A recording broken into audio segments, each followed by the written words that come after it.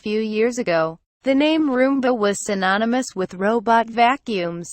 A few contenders have come onto the scene to challenge iRobot's supremacy. Most recently, It looks different from the competition and has some standout features. Its $999 price tag means you probably want the bot to handle the majority of your cleaning for you. But you still might have to muck out your room's corners. Start it up inside the box.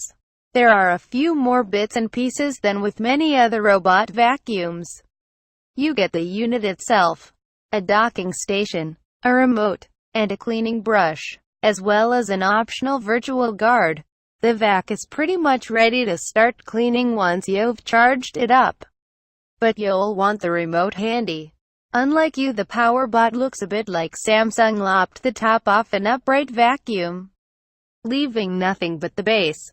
It has an LED screen that illuminates blue, as well as a camera pointed at the ceiling to help scope out its surroundings and avoid collisions.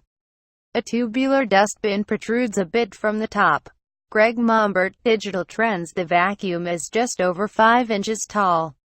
And while it managed to get under all our furniture, that height is something to keep in mind. Plus its design makes it a little less likely that any cats will climb aboard.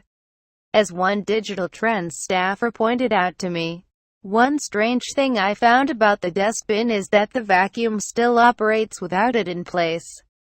You wouldn't want to, of course, but it will. When I tested this out, the vac flung the little bits of rice it was sucking up into the air from its empty cavity. Underneath the black and copper surface, there's a brush.